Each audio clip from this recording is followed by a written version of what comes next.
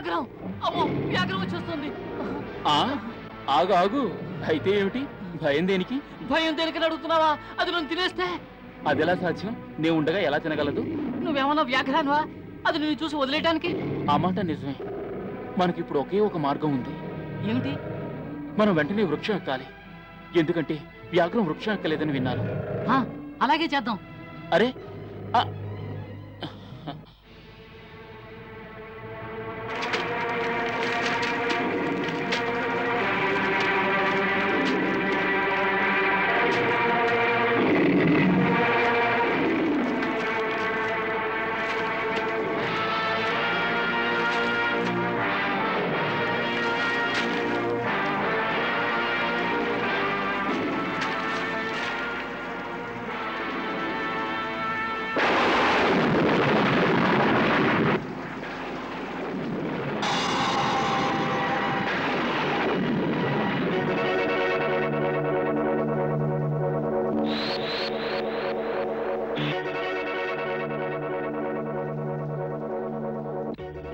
నన్ను కాపాడు. మళ్ళీ ఏమైంది? ఇటు చూడు, ఈ కొమ్మ పైన ఓ సర్పం ఉంది.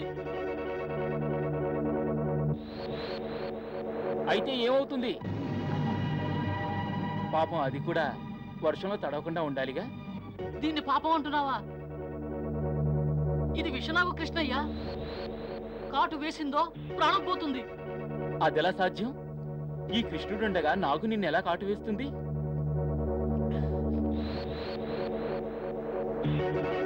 నీ మనసులో నీ గురించి నువ్వేమనుకుంటున్నావు? నువ్వు ఉంటే మాత్రం ఈ సర్పం నన్ను కాటు వేయదా?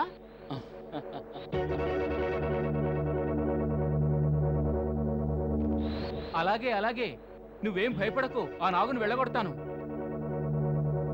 హే నాగదేవత, నా మిత్రుడు నిన్ను చూసి భీతి చెందుతున్నాడు. అందుచేత నీవు దయచేసి మరో వృక్షానికి వెళ్ళు.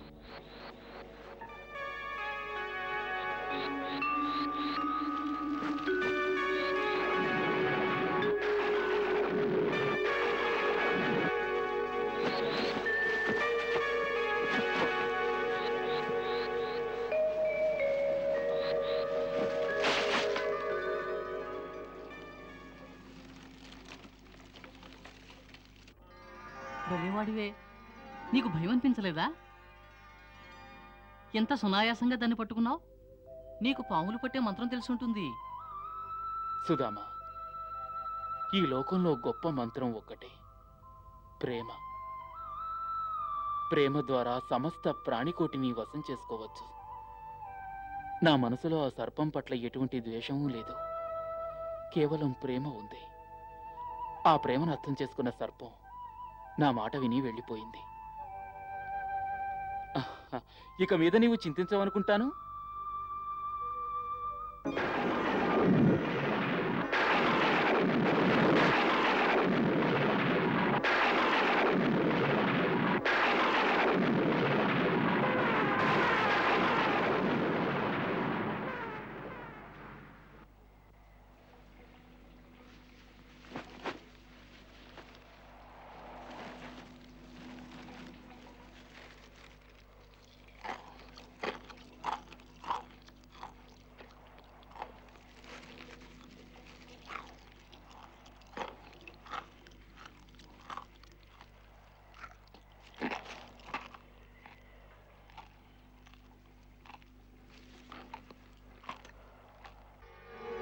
ఏమిటి?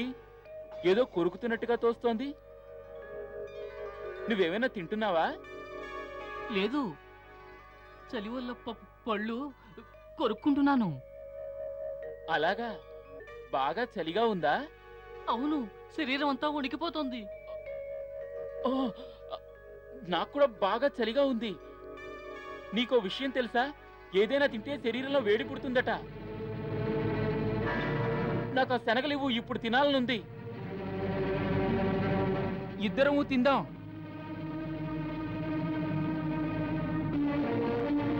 శనగలా? ఎక్కడున్నాయి? గురుమాత నీ ఉత్తరయంలో కట్టారుగా.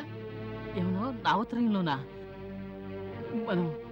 మనం వృక్షం ఎక్కుతుండగా కాలు జారి కొమ్మ ఒరుసుకోవడం వల్ల శనగలన్నీ నేలపాలయ్యాయి.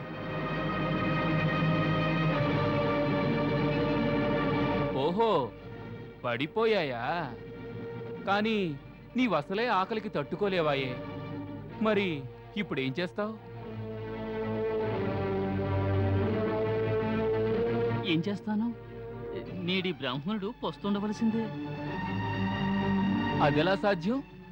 ఈ కృష్ణుడుండగా తన మిత్రుణ్ణి పస్తులుండనిస్తాడా? నువ్వేం చేయగలవు కృష్ణయ్య? ఈ వృక్షానికి కనీసం పళ్ళు కూడా లేవు.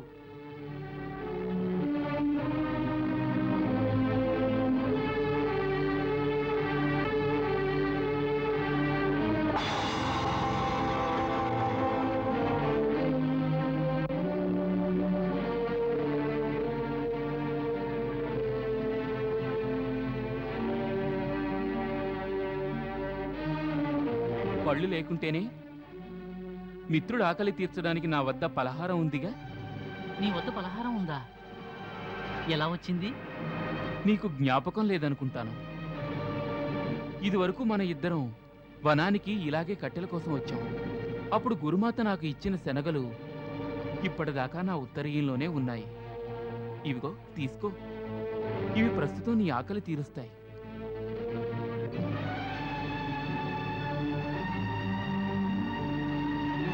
తీసుకో, త్వరగా తిను.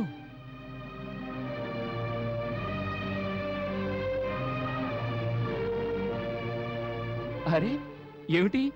ఇవి కూడా నీకే, సంకోచం ఎందుకు? తీసుకో. వద్దు, అవన్నీ నాకు ఇచ్చేస్తే నువ్వేం తింటావు? పర్వాలేదు, నాకిప్పుడు ఆకలిగా లేదు. తీసుకో, నేను తర్వాత తింటాను. వద్దు, వాటిని నేను తీసుకోను. చూడు, మిత్రుడు ఏ వస్తువు ఇచ్చినా తిరస్కరించకూడదు. తీసుకో. వద్దు కృష్ణయ్య, వాటిని నేను తీసుకోలేను. వీటిని ఎందుకు తీసుకోనంటున్నావు? వాటిపై నాకు అధికారం లేదు. నీ మిత్రుడని చెప్పుకునే అర్హత కూడా లేదు.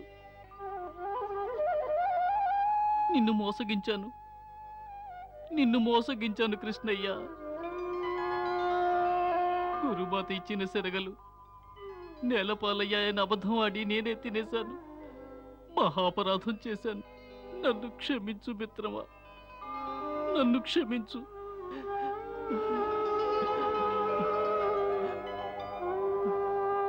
చూడు, నిజంగా మిత్రుడివైతే నన్ను క్షమాపణ అడిగి మన స్నేహాన్ని నీవు కించపరచకు. క్షమాపణ కోరడం వల్ల మిత్రుత్వానికి అగౌరవం కలుగుతుంది. నన్ను మోసం చేయడానికి నీకు పూర్తి అధికారం ఉంది. ఎందుకంటే మైత్రులోని మాధుర్యమే అది. ఒక మిత్రుడు మోసం చేస్తే మరొక మిత్రుడు మైత్రిని అభిమానించేవాడయ్యుంటే దానిని నవ్వుతూ స్వీకరించాలి. ఇరువురు మిత్రులు ఉదార హృదయులే అయితే వారి మైత్రికి ఎప్పుడు గుర్తింపు కలుగుతుంది. అందుకే ఇకపై ఎప్పుడు క్షమాపణ అడిగి స్నేహాన్ని అవమానించకు. మిత్రులమైన తరువాత మైత్రిలో చిన్న చిన్న లోపాలు వస్తుంటాయి. వాటికి అతీతులమై ఉండాలి. కేవలం మిత్రులుగా ఉండాలి. మిత్రులుగా. నీకిప్పుడు అర్థమైందా?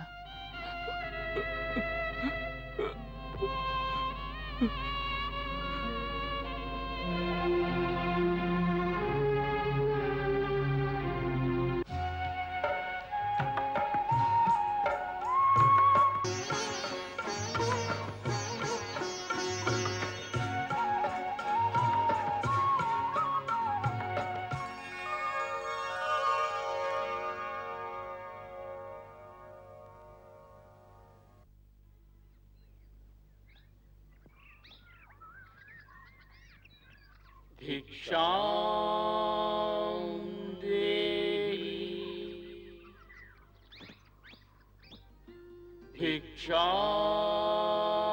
భిక్షాం దేహి.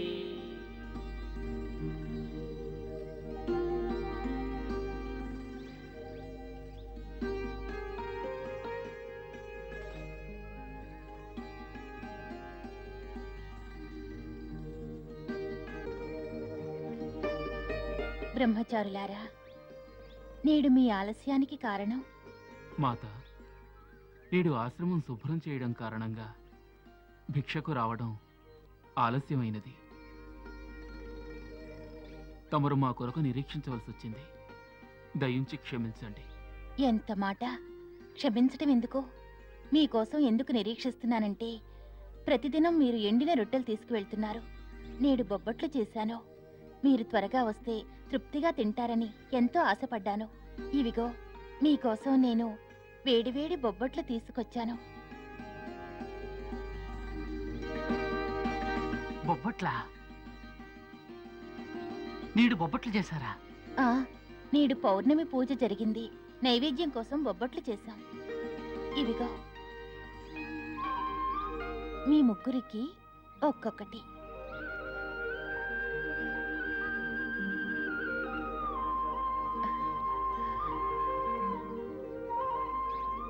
మ్మ్.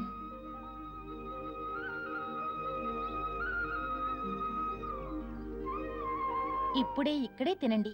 వేడివేడిగా తింటే మహా రుచిగా ఉంటాయి. లేదు మాత, మేమిక్కడ తినకూడదు. ఎందుకని? ఆశ్రమం యొక్క నియమం అది. ఈ భిక్షనంతటినీ గురుచరణాలకు సమర్పించుకోవాలి. అందులోంచి మాకు వారు ఎంత ఇస్తే అంతే మేము స్వీకరించాలి. కుమారా, మీ గురుదేవులకు నేను వేరే ఇస్తానుగా. ఇదిగో, ఇది వారి కోసం తీసుకువెళ్ళండి. మీకోసం ఇంకా ఉంచాను. ఆలోచించకండి. మీరు కడుపు నిండా తినండి కుమారా. లేదు మాత, ఇది నియమానికి విరుద్ధం. ఎంతటి కఠోర నియమం మీది! అప్పుడప్పుడు అనుకుంటూ ఉంటాను, మీ గృహాలను వదిలి ఇంతకాలం మీరు ఎలా ఉండగలుగుతున్నారా అని. మీ మాతాపితలు గుర్తుకు వస్తుంటారా?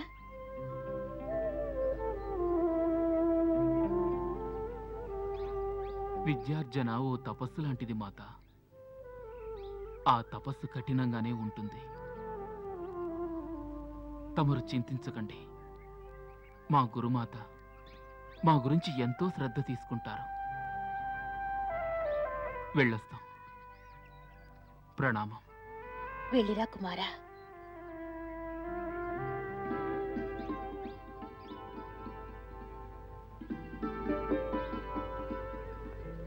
ఎంతటి సుందర రూపం ఈ బాలునిది. ఇతన్ని దత్తత తీసుకొని మన ఇంట్లోనే ఉంచుకుంటే ఎంత బాగుంటుందో. నువ్వు ఈ బాలుని దత్తత తీసుకుంటే మరి అన్నయ్య ఏమంటాడో? వాడేమంటాడు? వాడు సంతోషిస్తాడు. తనకో తమ్ముడు దొరికాడని.